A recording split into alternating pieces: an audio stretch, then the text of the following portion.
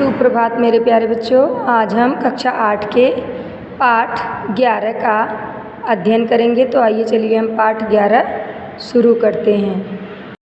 बच्चों, आपका पाठ है एकादश पाठ 11 सर्प मंडूक्यो कथा, सांप और मेढक की कहानी। ओके, चलिए। आसीत जीर्णोद्याने दुर्मुखो नामना सर्पः।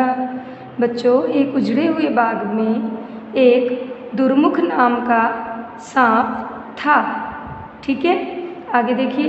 सो अति जीर्णतया आहारमपि अन्वेष्टुम अक्षमा सरस्तीरे पतित्वा स्थिता आसीत। बच्चों, वह बहुत बूढ़ा हो जाने के कारण आहार ढूंढने में भी असमर्थ होकर तालाब के किनारे रहने लगा था।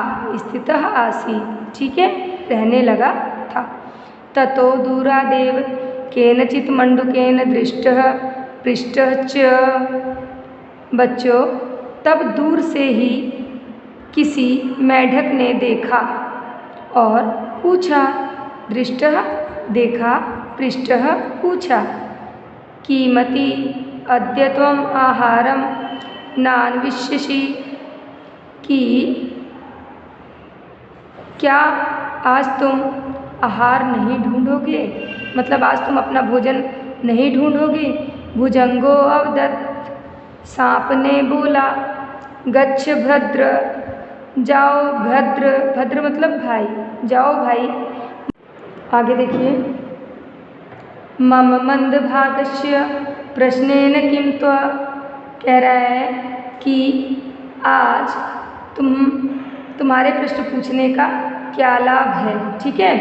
ततः संजात कौतुकः सह भेकः अवदत्। बच्चों, ये जब ऐसे सांप ने उससे बोला कि आज तुम्हारे प्रश्न पूछने से क्या लाभ है, तभी वो कहता है कि इसके बाद वह मेढक उत्सुक हो गया और बोला, सर्वथा कथ्यताम, सच बोल रहे हो। ठीक है, यानी मेढक बोलता है कि सच बोल रहे हो, सत्य कह रहे हो तुम। ठीक है। फिर भुजंगो अपि आह भद्र देवपुरवासिनः श्रोत्रस्य कौंडिक अन्यस्य पुत्रः 20 वर्षदेशीयः सर्वगुणसम्पन्नो दुर्दैववात् मया नृशंसेन दष्टः। बच्चे, यहाँ पे क्या बता रहा है वो? सही कहा कि सांप ने बोला, भुजंगो अपि आह, भुजंग ने बोला यानी सांप ने बोला, भद्र भाई देवपुरवासी जो थे वो ब्रह्म कौंडिन्य का 20 वर्ष का सर्वगुण संपन्न पुत्र मुझ नृशंस ने दुर्भाग्य से डस लिया। मतलब वो जो ब्राह्मण के जो पुत्र थे उनको मैंने डस लिया दुर्भाग्यवश। ततः चंद्रदेव नाम तं पुत्रं मृतम् अवलोक्य मूर्छितः कौंडिन्यः पृथिव्यां लुलोट। तो बच्चे, फिर वो बता रहे हैं कि तब चंद्रदेव नाम के उस मृत पुत्र को देखकर मूर्छित होकर कौंडिन्य पृथ्वी पर लेट गए। लुलोट लेट गया। अनंतरम देवपुरवासिनः सर्वे बांधवाः तत्र आगत्य उपविष्टाः। बच्चों, फिर बता रहे हैं कि बाद में जो देवपुर के वासी थे, अनंतरम बाद में देवपुर के सभी जो बंधु और जो मित्र थे वो सब वहीं पर आकर बैठ गए। आगे देखिए। तो बच्चों, आगे देखिए। आगे है तथा च उत्तम, और उसने कहा, आहवे व्यसने नैव दुर्भिक्षे राष्ट्र विप्लवे राजद्वारे शमशाने च यः तिष्ठति सह बांधव इति। यहाँ पे ये कह रहे हैं कि बुलाने पर और किसी व्यसन में घिर जाने पर, दुर्व्यसन, दुर्व्यसन मतलब गलत चीज़ में, गलतियों में घिर जाने पर, दुर्भिक्ष में चले जाने पर राष्ट्र में विद्रोह होने पर, राजा के द्वार में बुलाने पर, शमशाने और शमशान में यह तिष्ठति जो साथ होता है, सह बांधवा वही बंधु या वही मित्र होता है। ऐसा ततः तब जयदेव नामनः स्नातको अवदत्, तब जयदेव नाम के स्नातक ने बोला, अरे कौंडिन्यः, अरे कौंडिन्य, मूढ़ोऽसि तेन एव प्रलपसि विलपसि च, तुम तो मूर्खों की तरह प्रलाप और विलाप कर रहे हो। श्रुणु, सुनो, यथा महोदधो काष्ठं च काष्ठं शमेयातं शमेयातां शमेत्य च व्यपेयातां तद्वद भूत समागमः। तब वो कहते हैं कि जिस प्रकार से एक लकड़ी, काष्ठम च काष्ठम, काट से काट यानी लकड़ी से लकड़ी, जब लकड़ी अकेले समुद्र में जाकर मिल जाती हैं, उसी प्रकार से ये जो शरीर है उसमें जो आत्मा है वो अपने आत्मा जो है वो परमात्मा में विलीन हो जाती है, समागम हो जाता है इस भूत का, इस शरीर का। ठीक है बच्चे। यथा पंचाभिनिर्मिते देहे पुनः पंचतत्वं गते परिवेदना, ये जो शरीर है बच्चों फिर से 5 तत्व में परिवर्तित हो जाता है, यानी उसमें चला जाता है। का परिवेदना, इस बात का क्यों दुख है तुम्हें? तद्भद्र, तब भाई। तो यहाँ पे ये समझाते हुए बोलते हैं कि तुम इतना दुख क्यों कर रहे हो बच्चे, क्योंकि ये बच्चों ये जो हमारा शरीर है वो 5 तत्वों से बना है, अग्नि वायु जल, अग्नि वायु जल आकाश और धरती। ठीक है बच्चों। हमारी जब मृत्यु हो जाती है तो मृत्यु के बाद ये जो 5 चीज़ें हैं बच्चों, वो 5 चीज़ों में विलीन हो जाती है। आगे देखिए तद्भद्र आत्मानं अनुसंधेहि शोक चर्चा च परिहर इति, इसलिए भाई उठो, ये जो शोक है इसको त्यागो और सोचो। ततः तद्वचनं निशम्य प्रबुद्ध इव कौंडिन्यः उत्थाय अब्रवीत, तब उनके वचनों को सुनकर प्रबुद्ध बुद्धिमान कौंडिन्य उठा और बोला, तद अलम गृहनरक वाशेन, तो इस प्रकार ये जो घर है वो नरक ही है, यानी ये जो घर है वो नरक का निवास है। वनम एव गच्छामि, मैं वन जाऊँगा। जयदेव पुनः पंचतत्वं गते रागिणां वने अपि दोषा प्रभवन्ति। बच्चों यहाँ पे बताया जा रहा है कि तो बोलते हैं कि भाई आप जब वन जाना चाहते हो तो फिर जयदेव बोलते हैं कि 5 तत्वों में जो विलीन हो गए हैं लोग, उनके लिए जो वन है वो वहाँ पे दोष पैदा करता है, इसलिए तुम्हें वन नहीं जाना चाहिए। कुत्सिते कर्मणि यह प्रवर्तते तस्य निवृत्तरागस्य गृहं तपोवनम। तो इस प्रकार उनको फिर समझाते हुए बोलते हैं, क्या बोलते हैं?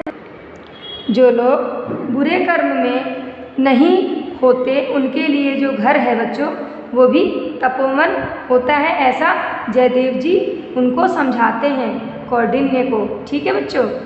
एवमेव ततो अहम शोकाकुलेन ब्राह्मणेन शप्तः, फिर यहाँ पे समझाते हुए और भी समझाएंगे आगे।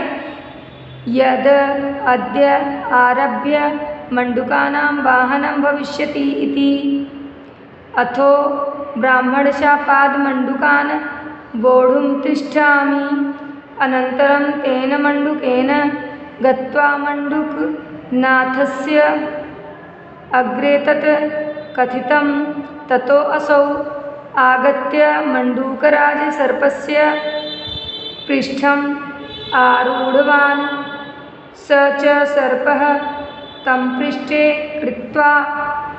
तो देखिए आगे बताते हैं और समझाते हैं। इस प्रकार बच्चे वो ये समझाते हैं कि तुम अगर निर्मोह से रहो तो तुम्हारे लिए जो घर भी है वो भी क्या है बच्चे, कि तपोवन है। ठीक है, इस प्रकार एवमेव ततो अहम, इस प्रकार उस शोकाकुलेन ब्राह्मणेन सप्तः, उस शोक में आकुल ब्राह्मण ने मुझे शाप दे दिया। शाप मतलब अभिशाप, जानते हैं बच्चों, वही आशीर्वाद और अभिशाप। ठीक है, यद अद्य आरभ्य मंडूकानां वाहनम भविष्यति इति, आज से तुम मंडूका नाम यानी मेढकों के वाहन बनोगे, ऐसा श्राप मुझे दे दिया। अथो ब्राह्मण शापाद मंडूकान वोढुम तिष्ठामि, तब से मैं ब्राह्मण के श्राप के द्वारा मंडूकों को ढो रहा हूँ। अनंतरम तेन मंडूकेन गत्वा मंडूकनाथस्य अग्रे तत् कथितम, इस प्रकार बाद में तो आगे कहते हैं अनंतरम तेन मंडूकेन गत्वा मंडूकनाथस्य अग्रे तत्कथितम, उसके बाद ये सब बातें जब बच्चों सांप की और मेढक की हुई तो फिर मेढक अपने राजा के पास गया और उनसे कहने लगा, क्या कहा, ततो असो आगत्य मंडूकराज सर्पस्य पृष्ठम आरूढ़वान, तब उसके बाद मंडूकराज यानी कि मेढकों के राजा जो थे वो आए और सांप के पीठ पर आरूढ़वान मतलब चढ़ गए। आगे स च सर्प तं पृष्ठे कृत्वा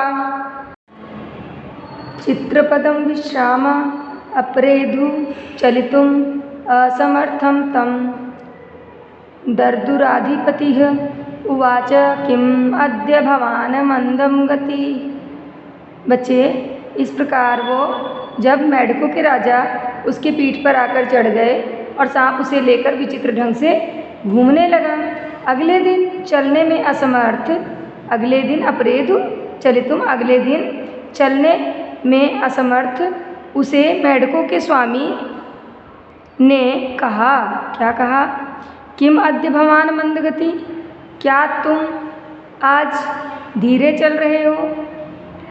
सर्पो ब्रूते, सांप ने बोला, देव कि हे देव, आहार विहाराद असमर्थो अस्मि इति, बोलते हैं कि भोजन ढूंढने में मैं असमर्थ हूँ।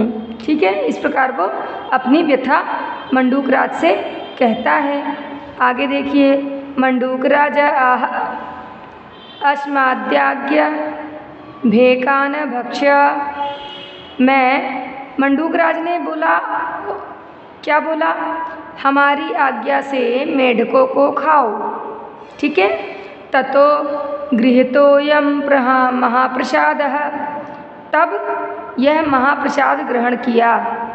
इति उक्त्वा क्रमशो मंडूकान खादितवान, अतो निर्मंडुकं सरो विलोक्य भेकाधिपतिरपि तेन भक्षितः। इस प्रकार बच्चों वो एक एक करके सभी मेढकों को खा गया। अब अतो निर्मंडूकः मतलब मेढक समाप्त होने वाले तालाब को देखकर भेकाधिपतिरपि यानी मेढकों के जो अधिपति थे, मेढकों के जो राजा थे, तेन भक्षितः उन स्वामी को भी वो खा लिया। इस प्रकार बच्चों ये पाठ आपका समाप्त होता है। मैं आशा करती हूँ कि आपको ये पाठ समझ में आया होगा। यदि नहीं आया तो आप मुझसे पूछ सकते हैं बच्चों। तब तक के लिए धन्यवाद।